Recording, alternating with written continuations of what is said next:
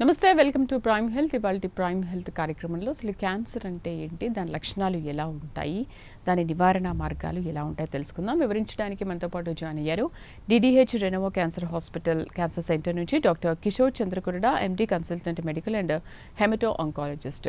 నమస్తే డాక్టర్ గారు.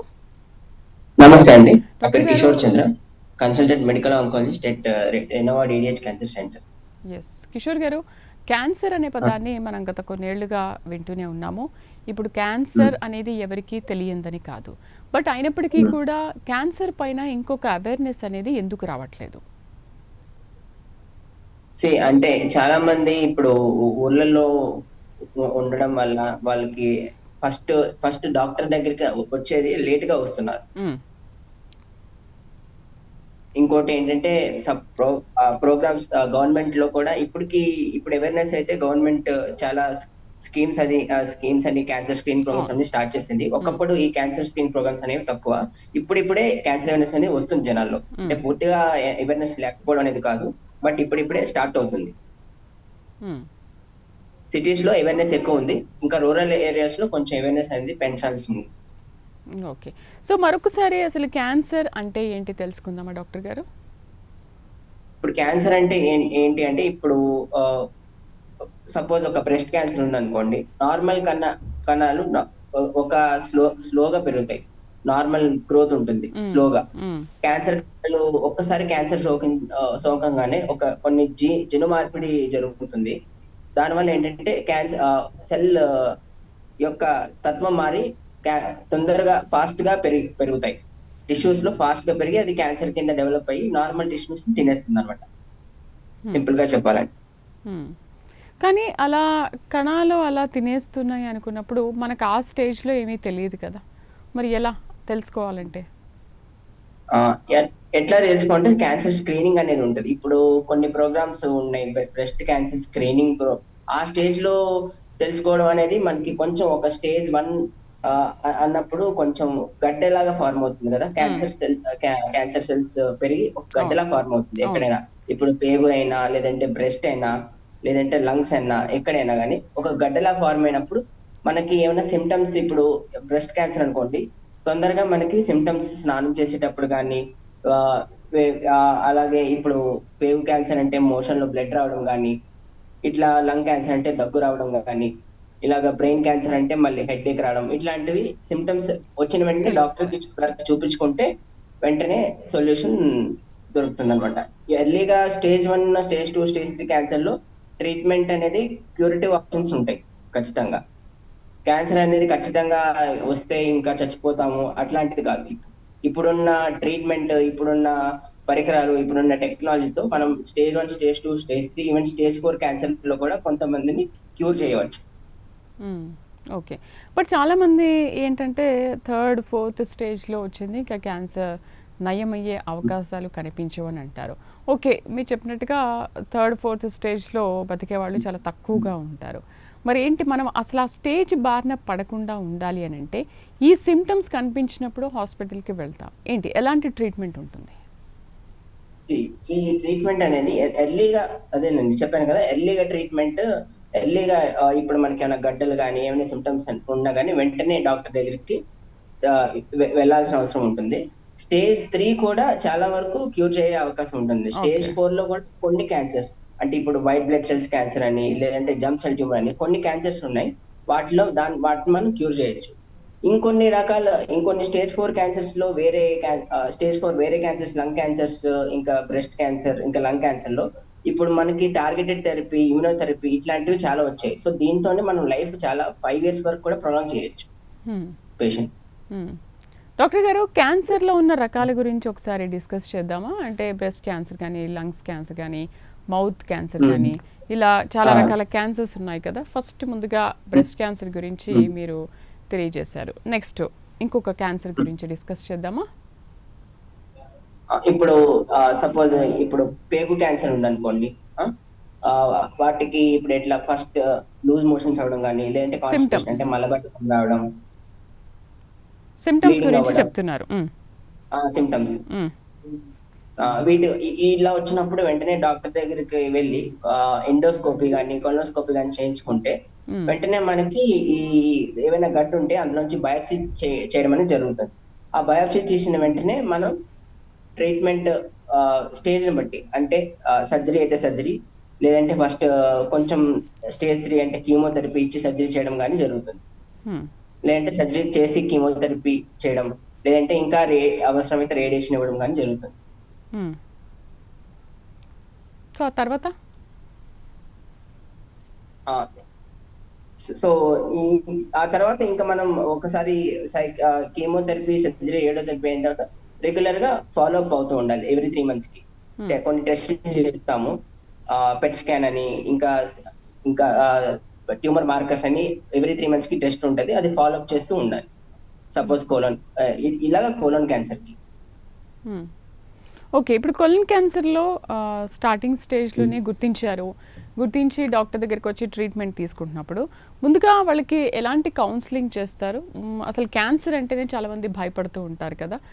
But okay, ఇప్పుడు కొంత వచ్చిన అవేర్నెస్ వల్ల క్యాన్సర్ని నివారించవచ్చు, దానికి కూడా మందులు ఉన్నాయి, తొందరగా గుర్తిస్తే మనం బ్రతికే అవకాశాలు ఉంటాయని చెప్తూ ఉంటారు డాక్టర్స్. అవేర్నెస్తోని చాలా మటుకు గుర్తిస్తున్నారు, చాలామంది వచ్చి ట్రీట్మెంట్ కూడా తీసుకుంటున్నారు. బట్ ఏంటి ముందుగా వాళ్ళకి ట్రీట్మెంట్ సర్జరీ అయ్యే ముందు ఇచ్చే కౌన్సిలింగ్ ఏంటి, ఎలా ఉంటుంది? ట్రీట్మెంట్ ఇచ్చే ముందు సర్జరీ కౌన్సిలింగ్ పేషెంట్ కి మీకు సో పేషెంట్ ని ఫస్ట్ భయపడకుండా ఖచ్చితంగా ట్రీట్మెంట్ అనేది ఉంది, మీకు చాలా మంచి ట్రీట్మెంట్ జరుగుతుంది, ఇంకా ఖచ్చితంగా నయమయ్యే అవకాశం ఉందని కౌన్సిలింగ్ చేసి, ఇంకా అవసరమైతే సైకియాట్రిక్ ఎవాల్యుయేషన్ కూడా చేసి, కొంచెం భయపడే వాళ్ళకి సైకియాట్రిక్ ఎవాల్యుయేషన్ కూడా చేసి, మనం ఇంకా కీమోథెరపీ సపోజ్ సర్జరీ గురించి ఎట్లా జరుగుతుంది, దాని ప్రొసీజర్ ఏంటని కౌన్సిలింగ్ చేస్తాం. దాని తర్వాత కీమోథెరపీలో ఏమేమి ఇస్తాం, ఏమేమి డ్రగ్స్ ఇస్తాం, దాని సైడ్ ఎఫెక్ట్స్ ఏంటి, అది ప్రివెంట్ చేయడానికి ఏమేమి మందులు ఇస్తాము, దాన్ని సిమ్టమ్ మాక్సిమం 90% తగ్గించడానికే మనం ప్రయత్నిస్తాం. సో ఇంతకు ముందులాగా ఇప్పుడు మనకి ఒకప్పుడు లాగా కీమోథెరపీకి సైడ్ ఎఫెక్ట్స్ వచ్చి వామిటింగ్స్ రావడం, ఇట్లా లేదంటే కొన్ని కీమోథెరపీ డ్రగ్స్ కి కొన్ని బాడీ పెయిన్స్ రావడం, ఇట్లాంటివి ఉండేవి. ఇప్పుడు చాలా వరకు మనం తగ్గించుకోవాలి. అంటే తగ్గించుకోవడం అని అంటే ఇప్పుడు మెడిసిన్లో ఏదైనా మార్పులు చేర్పులు వచ్చాయంటారా? ఎందుకంటే ఇంతకు ముందు సైడ్ ఎఫెక్ట్స్ ఉండేవి అండ్ చాలా హెయిర్ ఫాల్ అయ్యేది, హెయిర్ రాకపోతే కూడా చాలామంది ఫీల్ అయ్యే సిచ్యువేషన్స్ కూడా మనం చూసాం కదా. సో ఇప్పుడు మెడికల్ పరంగా, మెడిసిన్స్ పరంగా చూస్తే ఇప్పుడు వచ్చిన మార్పులు ఏంటి? మెడిసిన్ పరంగా చూస్తే ఇప్పుడు హెయిర్ లాస్ అనేది కొంచెం ఉండేది. ఇప్పుడు హైపోథర్మీ అనే టెక్నిక్ ద్వారా కొంత హెయిర్ లాస్ అనేది హెయిర్ లాస్ అనేది తగ్గించుకోవచ్చు. ఇంకా వామిటింగ్స్, ఇంకా బాడీ పెయిన్స్ కి పెయిన్ కిల్లర్స్ ఇవ్వడం, వామిటింగ్స్ కి మనం యాంటీ ఎమిటిక్స్ అంటాం. ఇప్పుడు ఒకప్పుడు అంటే ఓన్లీ ఆండోసెట్రాన్ అనే టాబ్లెట్ ఉండేది, ఇప్పుడు చాలా ఇంజెక్షన్స్ కూడా వచ్చాయి. పాలినోసెట్రాన్, ఆండోసెట్రాన్, ఇంకా రకరకాల ఇప్పుడు కొత్త రకం ఎప్రిప్రిడెంట్ అని చాలా కొత్త డ్రగ్స్ వచ్చాయి. కీమోథెరపీకి స్పెసిఫిక్ గా వామిటింగ్ రాకుండా చాలా ఒక 4-5 రకాలు ఉన్నాయి. ఆ 4-5 రకాలు ఒకదాని తర్వాత ఒకటి యాడ్ చేయడం జరుగుతుంది. సో దాంతో చాలా వరకు సైడ్ ఎఫెక్ట్స్ అనేది మినిమైజ్ చేయడం జరుగుతుంది, 90 to 95% వరకు. రైట్, ఫస్ట్ కాల్ చేద్దాం. రామచంద్రపురం నుంచి లక్ష్మి లైన్ లో ఉన్నారు. హలో లక్ష్మి గారు, మీ సమస్య ఏంటి చెప్పండి డాక్టర్ గారికి. అదే కొంచెం తిండి మీద తినాలో ఏం తినకూడదు చెప్పమా అని అడుగుతున్నాను. ఏంటండి?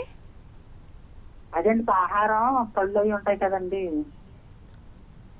అంటే క్యాన్సర్ ఇప్పుడు ఇమ్యూనిటీ పెరిగింది, లేదా శక్తి వస్తుంది, ఆ కణాలు తగ్గుతాయి, కొంచెం చెప్పని వేడుకుంటాను మిమ్మల్ని.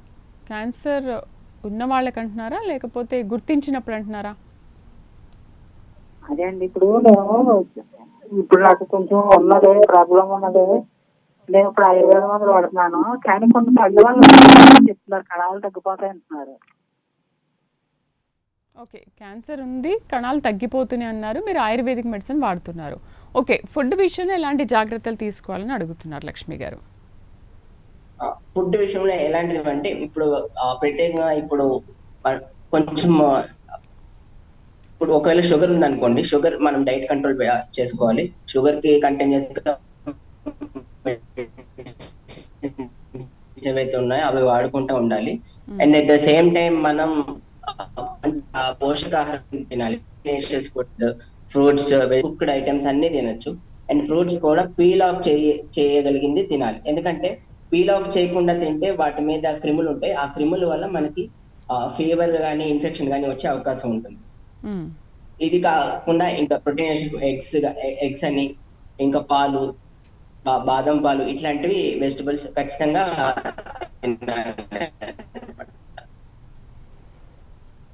రైట్. డాక్టర్ గారు, కొలన్ క్యాన్సర్ గురించి ఇంతకుముందు మీరు ఎక్స్ప్లెయిన్ చేశారు. ఇప్పుడు మౌత్ క్యాన్సర్ బారిన కూడా చాలామంది పడుతూ ఉంటారు. ఆ మౌత్ క్యాన్సర్ బారిన పడడానికి చాలా రీజన్స్ ఉన్నాయి. పొగ త్రాగడం, లేకపోతే ఆల్కహాల్ తీసుకోవడం, ధూమపానం, గుట్కా, ఇలాంటి వాటి వల్ల కూడా మౌత్ క్యాన్సర్ వచ్చే అవకాశాలు ఉంటాయని అంటున్నారు. ఓకే, ఇప్పుడు ఇలాంటివన్నీ తీసుకున్నప్పుడు ఎన్ని ఇయర్స్ తర్వాత మౌత్ క్యాన్సర్ బయటపడే అవకాశాలు ఉంటాయి? దీని లక్షణాలు ఎలా ఉంటాయి, ఒకసారి ఎక్స్ప్లెయిన్ చేస్తారా?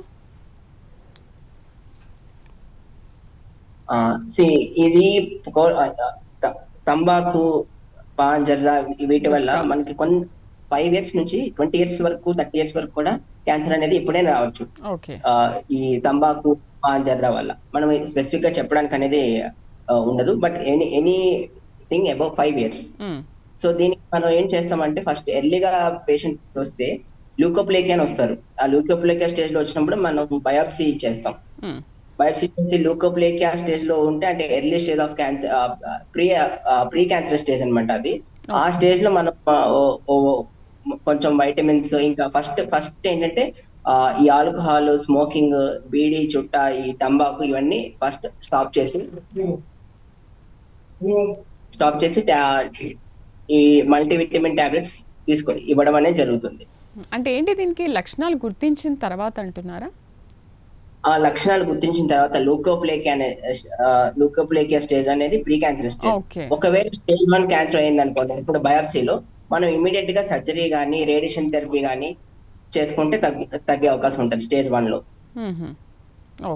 సపోజ్ స్టేజ్ 2 అయింది అనుకోండి, surgery followed by chemotherapy, surgery followed by radiotherapy అనేది ఉంటుంది. స్టేజ్ 3, స్టేజ్ 4 లో surgery followed by chemotherapy, radiotherapy ఉంటుంది. ఓకే డాక్టర్ గారు, క్యాన్సర్ పేషెంట్స్ అందరికీ కూడా కీమోథెరపీ, రేడియేషన్, ఇవన్నీ కాస్త కన్ఫ్యూజన్గా ఉంటాయి. ముందుగా అసలు ఈ క్యాన్సర్ బారిన పడిన వాళ్ళకి సర్జరీ అంటే ఏంటి, అసలు ఏం చేస్తారు, ఎలా చేస్తారు, ఒకసారి చెప్తారా? సర్జరీ అంటే ఇప్పుడు ఎక్కడైతే క్యాన్సర్ ఉందో ఆ భాగం ఆ భాగంలో మొత్తం టిష్యూని రిమూవ్ చేసి ఆ చుట్టూరు కూడా కొంచెం మార్జిన్ వచ్చేలాగా సర్జన్ అనేది రిమూవ్ చేస్తారు. అది బయాప్సీకి కూడా పంపిస్తాం మళ్ళీ. సో దాన్ని బట్టి కూడా మనకి స్టేజ్ అనేది పక్కాగా తెలుస్తుంది. పెట్ స్కాన్ తో పాటు ఇది కూడా స్టేజింగ్ కి మనకి హెల్ప్ అవుతుంది. దాని తర్వాత మనం కీమోథెరపీ ఇవ్వాలా, రేడియోథెరపీ ఇవ్వాలా అంటే 2 ఇవ్వాలా అనేది మనం డిసైడ్ చేస్తాం. అంటే ఆఫ్టర్ బయాప్సీ తర్వాత? After biopsy. Okay, so after surgery తర్వాత దీన్ని బయాప్సీకి పంపించి, ఒకవేళ ఇది కనుక ఇంకా వేరే ఇతర పార్ట్స్కి ఏమన్నా స్ప్రెడ్ అయ్యే అవకాశాలు ఉన్నాయనేది కూడా బయాప్సీలో మనకు తెలుస్తుంది కదా? కొంతవరకు తెలుస్తుంది. ఇంకా అడిషనల్ గా తెలుసుకోవడానికి పెట్ స్కాన్ కూడా చేస్తుంటాం. రైట్. నెక్స్ట్ కాల్ చూద్దాం. విజయలక్ష్మి భీమవరం నుంచి. హలో. నమస్తే మేడం. నమస్తే అండి, మాట్లాడండి. మీ సమస్య ఏంటి చెప్పండి. డాక్టర్ గారు నమస్తే అండి. నమస్తే అమ్మా. 2 years నుంచి చికిత్స పొందుతున్నానండి. బ్రెస్ట్ క్యాన్సర్ అని చెప్పారు. అది స్ప్రెడ్ అయ్యి ఎన్నుపూసుకొచ్చింది. దానికి మెడిసిన్ వాడుతున్నాను, బాగుందండి. నా పని నేను చేసుకుంటున్నాను, బాగుంది. 21 days ఒకసారి నాకు ఇంజక్షన్ ఇస్తున్నారు. అదే కీమోలు, రేడియేషన్ అయిపోయినాయండి. ఆ తర్వాత నుంచి నాకు 21 days కి ఇంజక్షన్లు ఇస్తున్నారు. సెలైన్ లో పెట్టి ఇంజక్షన్ చేస్తున్నారండి. బానే ఉంది, నా పని నేను చేసుకుంటున్నాను సార్. ఇలా ఎంతకాలం జరుగుతుంది సార్? ఇంజక్షన్లో డాక్టర్ గారిని అడిగితే ఇంజక్షన్లు ఆపకూడదమ్మా, అట్లా చేస్తానే ఉండాలి అంటున్నారు. అదేనమ్మా, ఇప్పుడు మీది ఏ స్టేజ్ అనే దాన్ని బట్టి ఆధారపడి ఉంటుందమ్మా బ్రెస్ట్ క్యాన్సర్. ఇప్పుడు స్టేజ్ 1, స్టేజ్ 2, స్టేజ్ 3 లో మనము సర్జరీ, కీమోథెరపీ, రేడియోథెరపీ ఇచ్చి ఆపేసి తర్వాత హార్మోన్ థెరపీ, ఒకవేళ హార్మోన్ పాజిటివ్ క్యాన్సర్ అయితే ఇందులో హార్మోన్ థెరపీ కూడా పెడుతుంటాం. సపోజ్ ఒకవేళ మీది కంటిన్యూస్ గా తీసుకోమంటున్నారు ఎవ్రీ 21 డేస్ కి అంటే కొంచెం స్టేజ్ 3 దాటి ఉంటది. సో దీనికి మీరు బానే ఉన్నారు కాబట్టి ఆ కీమోథెరపీస్ అనేది డాక్టర్ చెప్పినట్టు కంటిన్యూ చేసుకుంటే బెటర్ ఉంటుందండి. కీమోథెరపీ కానీ రేడియేషన్ కానీ స్టేజెస్ని బట్టి అవి తీసుకునే అవకాశాలు ఉంటాయా? 20 డేస్ ఆర్ 18 డేస్ 21 డేస్ అని? జనరల్లీ 20 కీమోథెరపీ అట్లాంటిది అనేది 21 డేస్ ఎవ్రీ 2 వీక్స్ లేదంటే ఎవ్రీ 4 వీక్స్ ఉంటది. మాక్సిమం ప్రోటోకాల్స్ ఏంటంటే ఎవ్రీ 3 వీక్స్ ఉంటది. కొన్ని 4 వీక్స్ కి ఒకసారి, కొన్ని 2 వీక్స్ కి ఒకసారి కూడా ఉంటాయి. రేడియోథెరపీ అనేది ఎట్లా ఉంటుంది అంటే మనకి 30 to 35 రేడియేషన్స్ ఉంటాయి. అవి ఎట్లా అంటే మండే టు ఫ్రైడే ఇస్తారు, సాటర్డే సండే కొంచెం గ్యాప్ ఇస్తారు. సో ఆ సెల్స్ కొంచెం రికవరీ కోసం అనేది ఆ 2 డేస్ మండే టు ఫ్రైడే ఇచ్చి సాటర్డే సండే గ్యాప్ ఇస్తాం ప్రతిసారి. ఓకే, ఇంతకుముందు మనం సర్జరీ అసలు ఎలా చేస్తారు ఏంటనేది ఎక్స్ప్లెయిన్ చేస్తున్నారు మీరు. బయాప్సీకి పంపించిన తర్వాత థెరపీస్ ఉంటాయని చెప్తున్నారు. ఎలా అది? సర్జరీ అయిపోయిన తర్వాత ఇప్పుడు మనకి కీమో ఎంత ఇప్పుడు సైజ్ ఆఫ్ ట్యూమర్ ఉంటుంది, T1, T2, T3, అలాగే నోట్స్ అంటే లింఫ్ గ్రంథులు ఉంటాయి. ఆ చుట్టుపక్కల లింఫ్ గ్రంథులు కూడా తీసి డిసెక్ట్ చేసి పంపిస్తారు. అందులో కూడా ఏమైనా పాకిందా దాన్ని బట్టి స్టేజ్ మారుతూ ఉంటుంది. సో ఒకవేళ స్టేజ్ 3 అంటే కీమోథెరపీ, రేడియోథెరపీ రెండు ఇవ్వడం జరుగుతుంది. ఒకవేళ ఎర్లీ స్టేజ్ అయితే ఓన్లీ సర్జరీ చేసి రేడియోథెరపీ ఇవ్వడం జరుగుతుంది. ఒకవేళ స్టేజ్ 4 అయితే కనుక ఓన్లీ కీమోథెరపీతోనే మెయింటైన్ చేసేలా ఉంటుందండి. ఓకే, సో ఇలా ఎన్ని రోజులు డాక్టర్ ఫాలోఅప్లో ఉండాలి అంటారు వన్స్ మనకి సర్జరీ అయిపోయిన తర్వాత? ఎవ్రీ 3 months కి ఒకసారి సర్జరీ ఫాలోఅప్ లో ఉండాలి. ఆఫ్టర్ కీమోథెరపీ సర్జరీ అయిపోయిన తర్వాత కీమో రేడియోథెరపీ అయిపోయిన తర్వాత ఎవ్రీ 3 months ఫాలోఅప్ అవ్వాలి. ఓకే, ఏంటి ఆ 3 months ఫాలోఅప్లో ఏం చేస్తారు? 3 months ఫాలోఅప్ లో మేము క్లినికల్ గా చెక్ చేస్తాం. ఇంకెక్కడైనా అల్సర్స్ వచ్చినాయా, ఇంకెక్కడైనా డిసీజ్ ఉందా, అల్ట్రాసౌండ్ చేసుకోవడం, లేదంటే చెస్ట్ ఎక్స్రే చేసుకోవడం, ఇట్లాంటివి ఆ పర్టికులర్ క్యాన్సర్ బట్టి దానికి ఒక పర్టికులర్ ప్రోటోకాల్ ఉంటుంది. సపోజ్ బ్రెస్ట్ క్యాన్సర్ అయితే అల్ట్రాసౌండ్ అబ్డామిన్ చేసుకోవడం, చెస్ట్ ఎక్స్రే చేసుకోవడం, మ్యామోగ్రఫీ చేసుకోవడం. అదే ఇప్పుడు కోలోన్ క్యాన్సర్ వచ్చేసరికి మనం ఎవ్రీ ఇయర్లీ కొలనోస్కోపీ చేస్తాం, సిటీ స్కాన్ చేస్తాం ఎవ్రీ 6 months, ఇంకా ట్యూమర్ మార్కర్స్ పంపిస్తాం. ఇట్లా హెడ్ అండ్ నెక్ క్యాన్సర్ అయితే రెగ్యులర్ గా జస్ట్ ఎక్స్రే ఇంకా క్లినికల్ ఎగ్జామినేషన్ ఉంటుంది. ఓకే, అండ్ జనరల్గా మనం ఇవన్నీ తెలుసుకోవాలి అంటే లక్షణాలు బయటపడితే కానీ మనం ఏమీ తెలుసుకోము. సో ఒకవేళ బాడీ చెకప్లో ఈ పెట్ స్కాన్ అని అదని అంటూ ఉంటారు కదా, ఈ స్కాన్స్ అన్ని ఏమైనా చేసుకుంటే ఏదైనా మన బాడీలో ఉన్న ఏదైనా క్యాన్సర్ బయటపడే అవకాశాలు ఉంటాయా, అసలు కనిపిస్తాయంటాయా ఈ పెట్ స్కాన్లో? పెట్ స్కాన్ లో అనేది ఇప్పుడు అంటే పెట్ స్కాన్ అనేది రేడియేషన్ తో కూడుకునేది. సో అందరికి రొటీన్ గా చేసేది కాదండి. ఎప్పుడైనా సిమ్టమ్ ఉంటేనే, ఒకవేళ బయాప్సీలో క్యాన్సర్ పాజిటివ్ ఉంటేనే చేసుకోవాలి. ఎందుకంటే ఫాల్స్ పాజిటివ్స్ చాలా ఉంటాయి అన్నెసెసరీగా చేసుకుంటే. సో దానివల్ల అప్రిహెన్షన్, యాంగ్జైటీ అనేది పెరుగుతుంది. ఓకే డాక్టర్ గారు, ఈ మౌత్ క్యాన్సర్ గురించి ఒకసారి మరోసారి ఎక్స్ప్లెయిన్ చేస్తారా? దీనికి ట్రీట్మెంట్ ఎలా ఉంటుంది? ఏ స్టేజ్లో వస్తే ప్రమాదకరం కాకుండా ఉంటుంది? ఎర్లీగా స్టేజ్ 1 లో వస్తే, స్టేజ్ 2 లో వస్తే ప్రమాదకరం కాకుండా ఉంటుంది. ఇంకా ప్రీ క్యాన్సర్ స్టేజ్ లో వస్తే ఇంకా అసలు ఏమి ట్రీట్మెంట్ లేకుండా ఓన్లీ టాబ్లెట్స్ తో కూడా తగ్గించగలిగే ఛాన్స్ ఉంటుంది. స్టేజ్ 1 లో అయితే only radiotherapy or only surgery తో కూడా సరిపోతుంది. స్టేజ్ 1 లో అయితే సర్వైకల్ క్యాన్సర్ గురించి ఎక్స్ప్లెయిన్ చేస్తారా డాక్టర్ గారు? సర్వైకల్ క్యాన్సర్ బారిన కూడా చాలా మంది పడుతున్నారు, అండ్ అది కూడా తెలియట్లేదు, అసలు ఎలా వస్తుంది అనేది కూడా తెలియట్లేదు. స్టార్టింగ్ రావడమే 4th stage లో వచ్చేస్తుంది కదా.